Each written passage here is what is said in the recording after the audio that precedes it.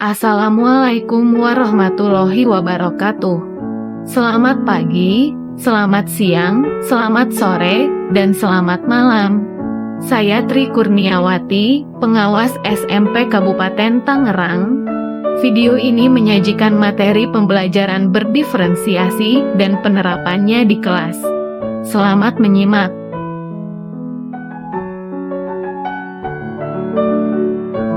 Pembelajaran berdiferensiasi adalah pembelajaran yang mengakomodir kebutuhan belajar murid.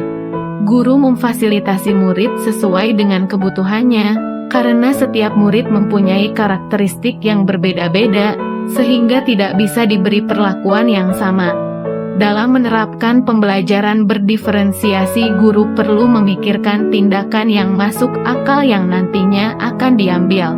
Karena pembelajaran berdiferensiasi tidak berarti pembelajaran dengan memberikan perlakuan atau tindakan yang berbeda untuk setiap murid, maupun pembelajaran yang membedakan antara murid yang pintar dengan yang kurang pintar. Ciri-ciri atau karakteristik pembelajaran berdiferensiasi antara lain lingkungan belajar mengundang murid untuk belajar. Kurikulum memiliki tujuan pembelajaran yang didefinisikan secara jelas. Terdapat penilaian berkelanjutan. Guru menanggapi atau merespon kebutuhan belajar murid, dan manajemen kelas efektif. Contoh kelas yang menerapkan pembelajaran berdiferensiasi adalah ketika proses pembelajaran.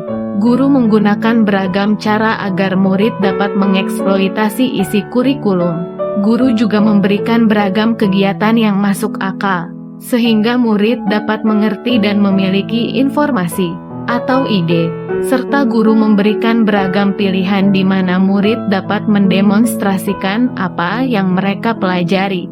Contoh kelas yang belum menerapkan pembelajaran berdiferensiasi adalah guru lebih memaksakan kehendaknya sendiri. Guru tidak memahami minat dan keinginan murid. Kebutuhan belajar murid tidak semuanya terpenuhi karena ketika proses pembelajaran menggunakan satu cara yang menurut guru sudah baik, guru tidak memberikan beragam kegiatan dan beragam pilihan.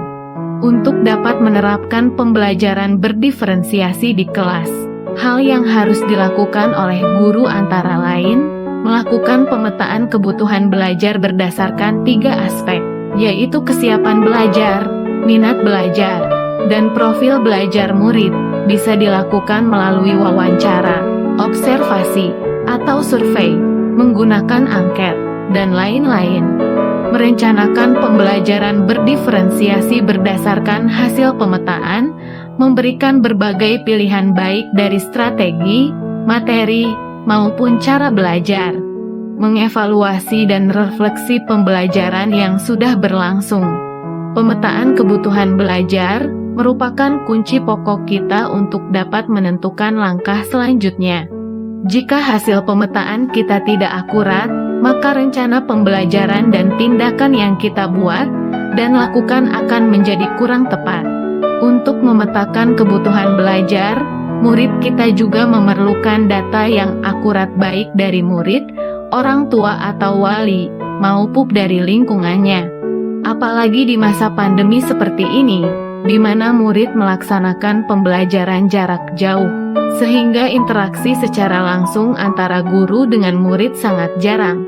Akibatnya, data yang kita kumpulkan untuk memetakan kebutuhan belajar murid sulit kita tentukan, valid atau tidaknya. Dukungan dari orang tua dan murid untuk memberikan data yang lengkap dan benar sesuai kenyataan yang ada, tidak ditambahi dan juga tidak dikurangi.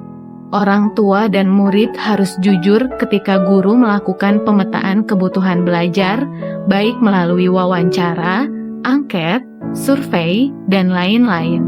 Terdapat 3 strategi diferensiasi, diantaranya 1. Diferensiasi konten.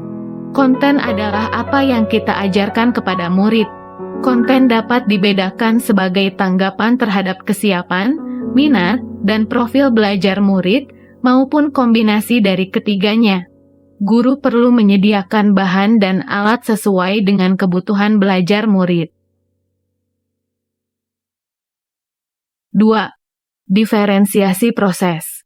Proses mengacu pada bagaimana murid akan memahami atau memaknai apa yang dipelajari. Diferensiasi proses dapat dilakukan dengan cara A. Menggunakan kegiatan berjenjang. B.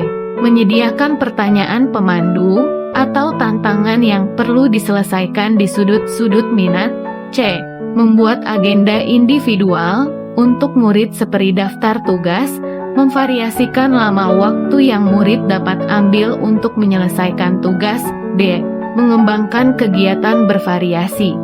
3. Diferensiasi produk. Produk adalah hasil pekerjaan atau unjuk kerja yang harus ditunjukkan murid kepada kita, seperti karangan, pidato, rekaman, diagram, atau sesuatu yang ada wujudnya. Produk yang diberikan meliputi dua hal. A. Memberikan tantangan dan keragaman atau variasi. B. Memberikan murid pilihan bagaimana mereka dapat mengekspresikan pembelajaran yang diinginkan.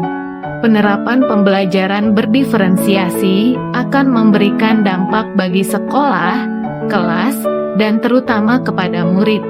Setiap murid memiliki karakteristik yang berbeda-beda, tidak semua murid bisa kita beri perlakuan yang sama.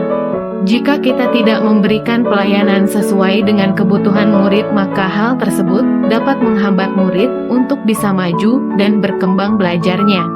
Dampak dari kelas yang menerapkan pembelajaran berdiferensiasi, antara lain setiap orang merasa disambut dengan baik, murid dengan berbagai karakteristik merasa dihargai, merasa aman, ada harapan bagi pertumbuhan, guru mengajar untuk mencapai kesuksesan, ada keadilan dalam bentuk nyata, guru dan murid berkolaborasi, kebutuhan belajar murid terfasilitasi, dan terlayani dengan baik. Dari beberapa dampak tersebut diharapkan akan tercapai hasil belajar yang optimal. Dalam menerapkan pembelajaran berdiferensiasi tentunya kita akan mengalami berbagai tantangan dan hambatan. Guru harus tetap dapat bersikap positif. Untuk tetap dapat bersikap positif meskipun banyak tantangan dalam penerapan pembelajaran. Budaya positif berdiferensiasi adalah terus belajar dan berbagi pengalaman dengan teman sejawat lainnya yang mempunyai masalah yang sama dengan kita, membentuk learning community, saling mendukung dan memberi semangat dengan sesama teman sejawat, menerapkan apa yang sudah kita peroleh dan bisa kita terapkan meskipun belum maksimal. Terus berusaha untuk mengevaluasi dan memperbaiki proses pembelajaran yang sudah diterapkan. Pembelajaran berdiferensiasi sangat berkaitan dengan filosofi pendidikan menurut Ki Hajar Dewantara, nilai dan peran guru penggerak, visi guru penggerak, serta budaya positif. Salah satu filosofi pendidikan menurut Ki Hajar Dewantara adalah sistem umum. Guru harus dapat menuntun murid untuk berkembang sesuai dengan kodratnya. Hal ini sangat sesuai dengan pembelajaran berdiferensiasi. Salah satu nilai dan peran guru penggerak adalah menciptakan pembelajaran yang berpihak kepada murid, yaitu pembelajaran yang memerdekakan pemikiran dan potensi murid. Hal tersebut sejalan dengan pembelajaran berdiferensiasi. Salah satu visi guru penggerak adalah mewujudkan merdeka belajar dan profil pelajar Pancasila. Untuk mewujudkan visi tersebut, salah satu caranya adalah dengan menerapkan pembelajaran berdiferensiasi. Budaya positif juga harus kita bangun agar dapat mendukung pembelajaran berdiferensiasi.